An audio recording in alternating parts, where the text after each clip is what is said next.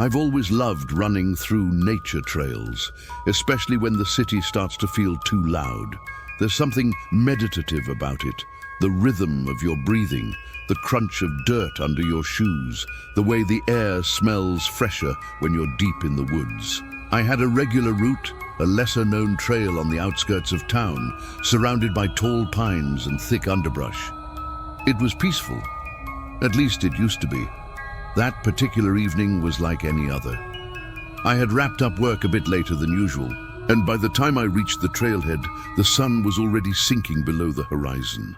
The light had that amber hue, filtering between branches, painting everything gold. I hesitated for a moment. Running at dusk wasn't ideal, but I knew the trail well. I'd done it dozens of times, even in dim lighting. I strapped on my headlamp and hit the path. The first couple of kilometers were uneventful. The air was crisp, and the cold made my lungs burn in that oddly satisfying way. I was alone, not another runner or hiker in sight. That wasn't unusual. This trail wasn't exactly popular, which was one of the reasons I liked it. But as I pushed deeper into the woods, a strange sensation began to settle over me. It wasn't fear, not at first. More like a heightened awareness, like my body knew something my mind hadn't caught up to yet. I slowed my pace, trying to shake the feeling. My breath came out in visible puffs. The forest around me was unusually quiet. No birdsong, no rustling, just the sound of my own heartbeat. That's when I noticed it. Footsteps, not behind me, ahead. I froze mid-step. The sound was faint, but unmistakable. The soft crunch of leaves, a deliberate pattern, like someone walking slowly along the trail. I turned off my headlamp instinctively, letting the natural dimness cloak me. The footsteps stopped too. I waited. Nothing. Maybe I imagined it. I clicked my light back on and continued at a slower pace. My ears strained for any sound. After a few minutes, I started to feel silly. Maybe it was a deer, or my own paranoia. I picked up the pace again. That's when I saw the first symbol. It was carved into the bark of a tree just off the trail. A crude circle with a jagged line slashing through it diagonally, fresh. The bark was still damp around the edges of the cut. I stopped running. I had never noticed that before. And I knew this trail, every bend, every marker. This wasn't there. Yesterday, I was sure of it. Suddenly, I felt watched. I scanned the trees. My light flicked left and right, illuminating empty trunks and underbrush. Nothing. I told myself to keep moving. The next kilometer was a blur. I ran faster, my focus narrowing, ears tuned to every whisper of wind. And then I heard it. A voice, soft, like it was carried by the breeze. Barely a whisper, but it was there. Keep going. I skidded to a halt. My headlamp flickered. No one was around. I spun in a circle, heart hammering. The air felt heavier, as if the forest itself was pressing in, and then I saw something between the trees, a figure, not moving. Just standing, too tall, too still. Its face, if it had one, was obscured by the darkness, but I could feel its gaze, locked on me. I backed away slowly. Then I turned and ran. Branches slapped my face, roots nearly twisted my ankles. I didn't care. I ran like something was right behind me because it was. I didn't dare look back. The whispers grew louder. Don't stop. Almost there. They didn't come from behind. They came from all directions. I burst out into a clearing I didn't recognize. A wide space with dead grass and a large wooden gate. Old, rotten. I'd never seen this before, and it shouldn't have been here. There were symbols carved into the gate, matching the ones on the tree. My instincts screamed at me not to go through. But behind me, I heard footsteps again, closer. I had no choice. I ran through. What I saw on the other side wasn't the trail. It was wrong. The trees were too dense. The sky was red, like sunset stuck in a loop. The air smelled like copper, and the forest was alive, breathing, whispering. I don't remember how I got out. I woke up hours later, sprawled by the trailhead, covered in scratches. My watch was broken, my phone had no battery, and that part of the trail, the one with the gate, was gone, vanished. People say I hallucinated, that I hit my head or got lost and imagined it all. But I know what I saw, what I felt, and sometimes when I run past that area, even though it looks normal now, I still hear the whisper, almost there.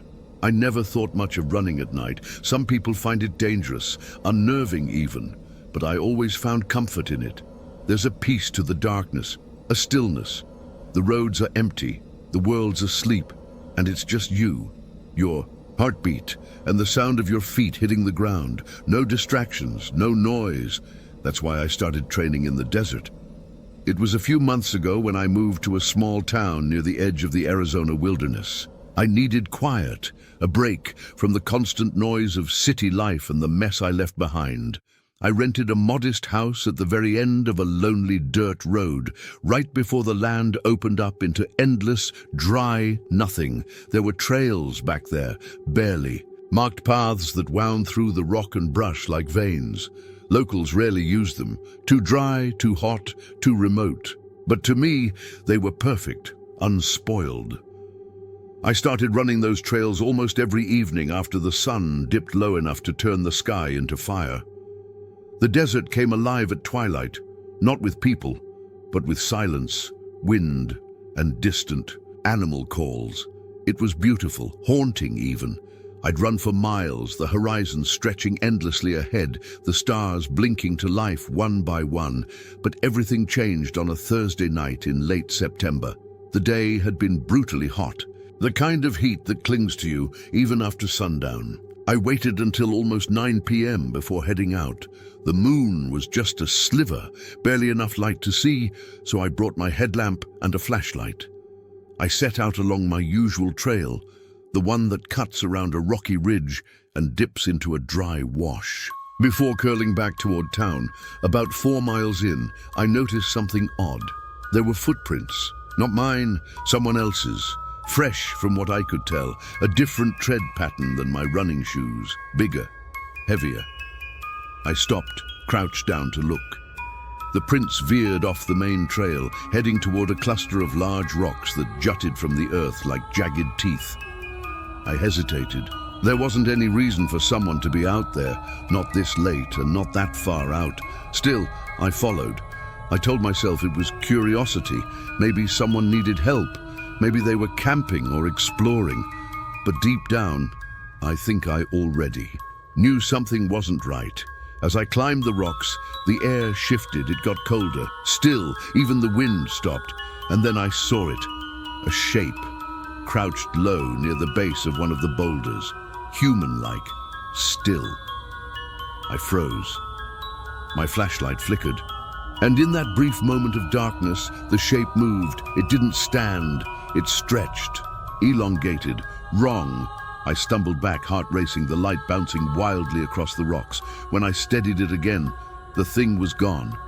Just vanished. I didn't wait. I turned and ran, but the trail didn't look the same anymore. The landmarks I usually recognized, the bent saguaro, the flat slab of red stone, they weren't there. I ran faster, hoping to find something familiar, anything that could guide me back, and then I heard the footsteps behind me, heavy, rhythmic, but not quite human, too fast, too loud. I looked back and saw nothing, but I felt it. Close. The air around me seemed thicker, harder to breathe. My legs burned, but I couldn't stop. I kept running, pushing my body past its limits. Suddenly my light caught something ahead, a structure, a building. Old, crumbling, half buried in the sand. I had never seen it before. It looked like it had been abandoned for decades, maybe an old mining shack or outpost. Windows shattered, wood splintered. I rushed toward it. I don't know why. It just felt safer than the open desert. I threw open the door and slammed it shut behind me. Inside, it was pitch black. The air smelled of rot and rust. My flashlight flicked on and off, casting jagged shadows across the warped walls. That's when I saw the symbols, carved into the wood. Circles, X's, eyes, over and over, thousands of them. and the whispering started, soft at first, like the wind returning, then louder. Voices layered over each other, male, female, childlike. "Keep running. Don't look. He's almost here." I pressed myself against the wall, heart thudding so loudly I couldn't hear anything else. Then, silence. Not even the wind. I waited, and then from outside, 3 slow knocks on the door. I didn't move, not even when the handle turned. It didn't open. It just jiggled, slowly, deliberately. And then the whispering returned, closer this time, inside. I swung the flashlight around and saw a figure standing in the corner, tall, thin, its skin stretched too tight over its frame. No eyes, just smooth skin where a face should have been. It didn't move, neither did I. Then, like a puppet with cut strings, it collapsed into the floor and vanished. I don't remember leaving the shack. I just remember running again, through endless sand and brush and stone, until I saw the faint glow of town in the distance. When I got back home, I collapsed on my porch. I didn't speak about it for days.